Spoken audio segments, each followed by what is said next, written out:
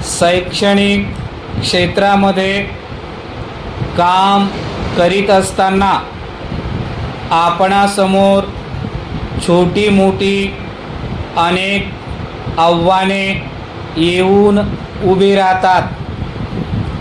कधी ती वर्गाच्या, कधी शाळेच्या, तर कधी ती समाजाच्या संदर्भात असतात.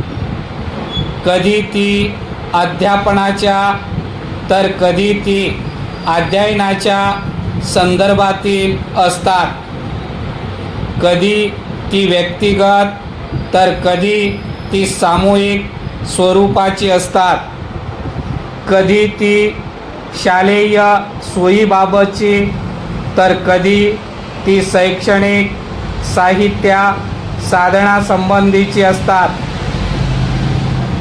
कधी ती व्यवसायासंबंधीची असतात, तर कधी ती व्यवहाराबाबतची असतात.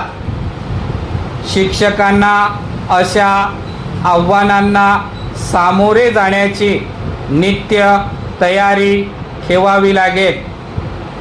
त्यासाठी एखादा दुसरा छोटा मोठा प्रकल्प हाती घेऊन, एखादी नवी पद्धती हाताळून, एखादी नवी रीत शोधून काढून, एखादा अभिनव मार्ग शोधून काढून आपणास काम करावे लागेल.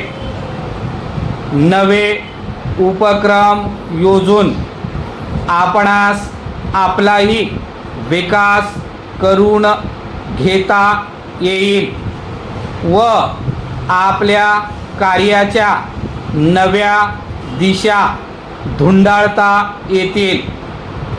आपल्या आवडीचा एखादा छंद वाढीला लावणे, प्रसंगी लेखन करणे, मुलांसाठी गाणी गोष्टी लिहिणे, कथा कथन करणे, रंजन मंडळे चालवणे, शैक्षणिक पाहणीसारखे उपक्रम हाती घेणे इत्यादी प्रकारचे नवे कार्यक्रम योजून आपण आपल्या व्यवसायामध्ये जिवंतपणा आणता येईल.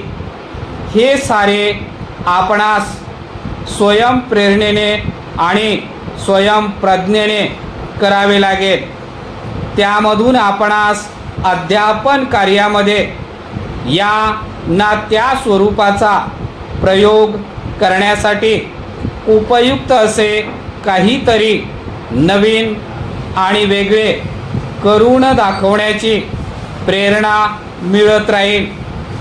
आपल्या शाळेमध्ये एक प्रकारचे जिवंत असे शैक्षणिक वातावरण निर्माण होईल. या वातावरणाचा आपल्या वर्गातील आणि एकंदर शाळेतील मुलांवर चांगल्या प्रकारचा शैक्षणिक संस्कार घडेल. आपला व्यक्तिगत व्यावसायिक विकास साधित जगण्याचा हाच एक उत्तम मार्ग आहे.